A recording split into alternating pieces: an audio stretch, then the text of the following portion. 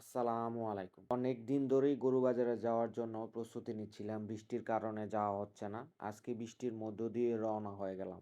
বাজারে ঢোকার সাথে সাথে এই গরুটার উপর একটু নজর গেল। অনেকক্ষণ দাঁড়িয়ে গরুটাকে দেখলাম। ব্যাপারীকে বললাম গরুটাকে একটু ঘুরিয়ে গাড়িয়ে দেখান। গরুর দাম নিয়ে ব্যাপারীর সাথে অনেকক্ষণ কথা হলো। ব্যাপারীর দামে আর আমাদের দামে বনছিল না। ব্যাপারী একটু বেশি বলে আমাদের বাজেট অনুযায়ী হচ্ছিল না। তাও আমাদের বাজেট পার করে আমরা একটু বেশি বলেছিলাম। তাও ব্যাপারীর সাথে বনাবনি হচ্ছিল না। অনেকক্ষণ দাঁড়িয়ে থেকে আমরা গরুটাকে দেখছিলাম। মোটামুটি ভালো কাস্টমার এই গরুটার প্রতি ছিল। কি আর করার, আমাদের বাজেটের বাইরে গিয়েও বললাম ব্যাপারী দেয় না। আর কিছু করার নেই বিধায় আমরা বাজারটা একটু ভালো করে ঘুরে দেখছিলাম কি করা যায়। তবে গরুর দাম একটু বেশি বাজার তুলনায়। তবে ফ্রিজিয়ান গরুর দামগুলা তুলনামূলকভাবে একটু কমই। অলরেডি খামারে একটা ফ্রিজিয়ান আছে। আমরা চাচ্ছিলাম একটা লাল গরু কেনার জন্য।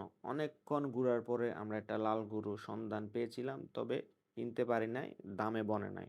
বাজার ঘুরে আমাদের শুধু ফ্রিজিয়ান গরুগুলাই আকৃষ্ট করে। আমরা বারবার শুধু ফ্রিজিয়ান গরুর কাছেই মোটামুটি আমরা বাজারটা ২-৩ বার রাউন্ড দিয়ে ফেলেছি। আমাদের কোনো গরুই পছন্দ হয় না। যেটাই পছন্দ হয় দামের কারণে হয় না। দাম একটু বেশি। বৃষ্টি হলেই কি হয়েছে, গরুর দাম তুলনামূলকভাবে একটু বেশি। কি আর করার, নিরাশ হয়ে আমরা বাজার থেকে চলে আসছি। সামনের বাজারে চিন্তাধারা আছে কেনার জন্য। আল্লাহ ভরসায় কি হয়, সামনের বাজারে কি আছে আমাদের কপালে, লাল গরুর সন্ধান পাই কিনা।